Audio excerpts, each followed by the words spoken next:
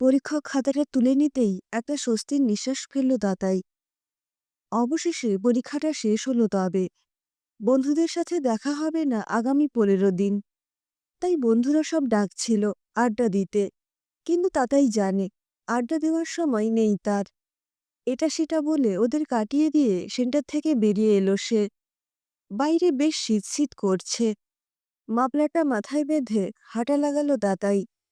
এই বিএড কোর্সটা যত বিরক্তিকর, তার থেকেও দ্বিগুণ বিরক্তিকর ছিল এর পরীক্ষা। মাত্র ৪ দিন পরীক্ষা, কিন্তু সেটাও এমন গ্যাপে দেওয়ার কোনো মানে হয়? দুদিন ছাড়া রুটিন পাল্টে পরীক্ষা ১৩ তারিখের জায়গায় শেষ হলো ২১-এ। এখন তাতেই কিভাবে সব সামলাবে কে জানে। ওভারব্রিজের ওইদিকে গাড়ি নিয়ে অপেক্ষা করছিলেন বাবা। তাতাই বাবার কাছে এসেই বলল, কেকের দোকানে যাবে তো? বাবা বললেন, ৪ ঘন্টা পরীক্ষা দিয়ে বেরোলি, রেস্ট নিবি না? রেস্ট নেওয়ার দিন কি আর আছে বাবা? চলো কেকের দোকান, আজই অর্ডার দিয়ে আসি। বড়দিনের সময় পছন্দ মতো কেক পাওয়া মুশকিল। আর মাত্র ৩ দিন পরে পিচাই মহারাজের জন্মদিন। তাতাইকে জ্বালাতন করতে আজ থেকে প্রায় ১৮ বছর আগে এই ধরাধামে এসেছিলেন তিনি। বড়দিনের দিন পিচাই জন্মেছিল বলে তাতাই ভেবেছিল সান্টা ক্লজ বুঝি একটা জ্যান্ত পুতুল উপহার দিয়েছে তাকে। এরপর বিভিন্ন খুনসুটিতে সেই জ্যান্ত পুতুলের সঙ্গে ১৮টা বছর কাটিয়ে দিল তাতাই। হ্যাঁ, এই ২৫শে ডিসেম্বর পিচাই পা দিচ্ছে ১৮তে। আইনত এবার সেই ছোট্ট জ্যান্ত পুতুলটা প্রাপ্তবয়স্ক হয়ে যাবে। এমনিতেই বড়দিনের দিন জাতি ধর্ম নির্বিশেষে গোটা বিশ্বমাতে আনন্দে। তার উপর পিচাইয়ের জন্মদিন হওয়ার কারণে তাতাইদের আনন্দ থাকে দ্বিগুণ। তবে দুর্ভাগ্যের বিষয় হলো সেই ৫ বছরে পিচাইয়ের জন্মদিন পালন হয়েছিল। তারপর থেকে কোনো না কোনো কারণে প্রত্যেক বছর ওর জন্মদিন ক্যান্সেল হয়ে যায়। বারবার এরকম হতে দেখে মা বাবা শেষে প্ল্যান করাই ছেড়ে দিয়েছেন কয়েক বছর। কিন্তু এবারের ব্যাপারটা আলাদা। এমনিতেই ভাইয়ের ১৮ হচ্ছে বলে তাতাইয়ের উৎসাহের অন্ত নেই। তার ওপর সামনেই পিচাইয়ের উচ্চ মাধ্যমিক। বেচারা দিনরাত বইতে মুখ গুজে আছে। তাই তাকে একটু আনন্দ দেওয়ার জন্য জন্মদিনের আয়োজনটা জরুরি। এছাড়া আরও একটা কারণ অবশ্য আছে। গত বছর দাদুর মৃত্যুর পর থেকে তাতাইয়ের পরিবারটা কেমন যেন ঝিমিয়ে গেছে। ঠামিও আজকাল সারাদিন বসে জানলার বাইরে তাকিয়ে কি যেন দেখেন। কারোর সাথে কথা বলেন না, মেশেন না। তাই পিচাইয়ের জন্মদিনের বাহানায় ওদের পরিবারটা বহুদিন বাদে আবার হয়তো আগের মতোই আনন্দে মাততে পারবে। মন ভালো করতে পারবে অনেকটা। এই আশাতেও তাতাই জেদ ধরেছিল পিচাইয়ের জন্মদিন পালনের। সে বলেছিল সারপ্রাইজ পার্টি দেওয়া হবে ভাইকে। তবে মুখে বলা আর সত্যিকারের সারপ্রাইজ পার্টির পরিকল্পনা করার মধ্যে যে অনেক পার্থক্য রয়েছে, তা এই কদিনে হাড়ে টের পাচ্ছে তাতাই। পরীক্ষাটা পিছিয়ে আরও গন্ডগোলটা হলো। যাই হোক, তাতাই ঠিক করেছে ডেকোরেশনটা সে নিজের হাতেই করবে। আর সেটা করতে হবে পিচাইয়ের অলক্ষ্যে। তাই ২৪শে ডিসেম্বরের রাতটাই সেরা সময়। কোমরটা বড্ড যন্ত্রণা করছে তাতাইয়ের। খিদেটাও যেন মরে গেছে এত বেলায়। কাল রাতে ডেকোরেশন করতে গিয়ে ঘুম হয়নি। আজ আবার ভোর উঠতে হয়েছে। এমনিতে শীতকালে তাতাই স্নান করতে চায় না। কিন্তু আজ তার একমাত্র ভাইয়ের জন্মদিন বলে কথা। তাই ঠান্ডা জলে ভালো করে স্নানও করেছে সকাল। তারপর বেলা ৯টার থেকে আত্মীয়স্বজনরা আসা শুরু করেছেন মায়ের সঙ্গে তাদেরকে আপ্যায়ন করতে। রাঁধুনি যারা এসেছে তাদেরকে জিনিসপত্রের জোগাড় করে দিতে কম পরিশ্রম হয়নি তাতাইয়ের। শেষ কবে এত খাটাখাটনি করেছিল মনে পড়ে না। তবে পরিশ্রম যাই হোক, তাতাইয়ের উদ্দেশ্য সফল। অনেকদিন পর আবার খিলখিলিয়ে হেসে উঠেছে তাদের বাড়িটা। আত্মীয়-স্বজনদের দেখে ঠাকুমাও আজ খুশি। বহুদিন বাদে এত কথা বলছেন তিনি। পিচাইও তো চমকে গেছে রীতিমতো। এমন একটা গ্র্যান্ড পার্টি যে পাবে সেটা ভাবেইনি সে। পুরো বাড়িটা এখন গমগম করছে সবার কোলাহলে।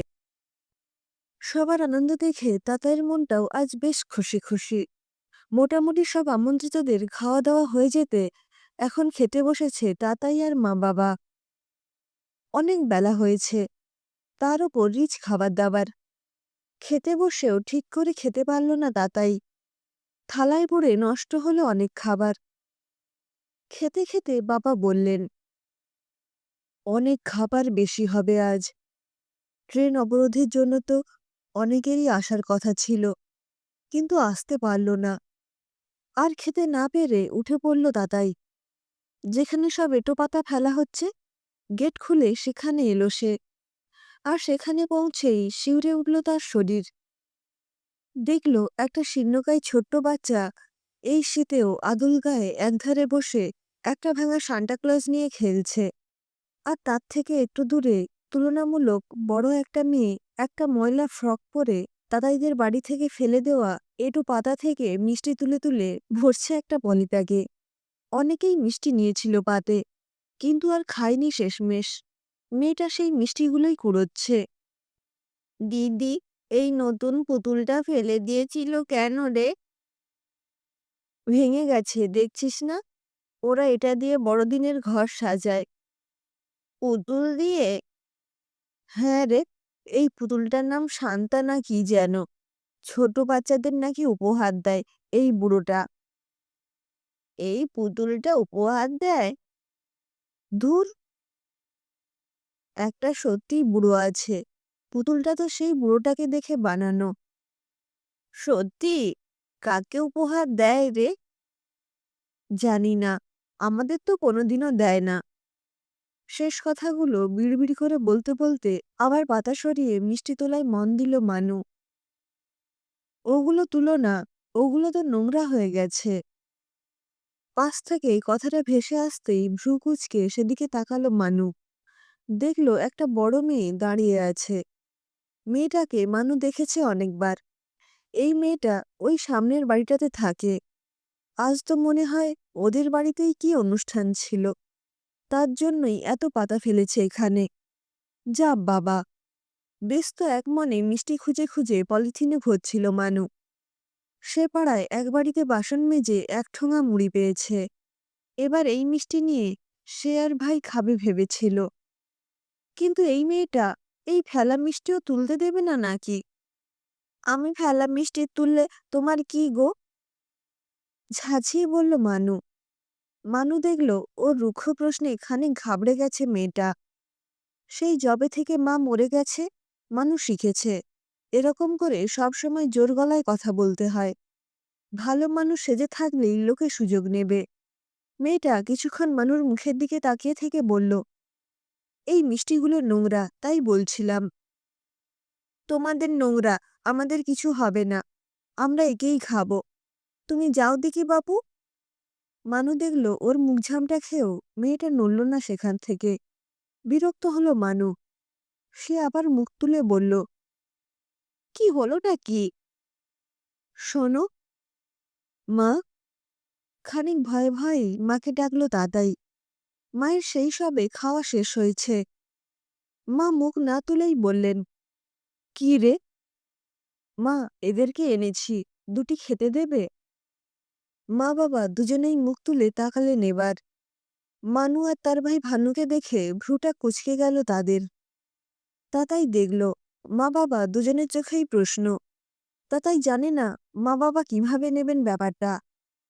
তবুও সে সাহস করে বলল, মেয়েটা বাইরে আমাদের এঁটো থালা থেকে মিষ্টি তুলছিল খাবে বলে, তাই আমি ডেকে আনলাম ওদের।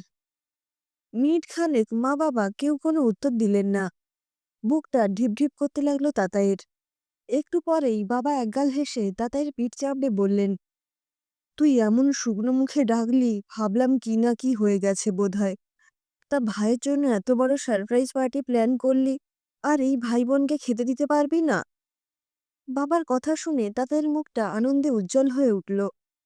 মা বললেন, আয়, আমার সাথে হাতে হাত লাগিয়ে দে, তাড়াতাড়ি খেতে দিয়ে দি ওদের।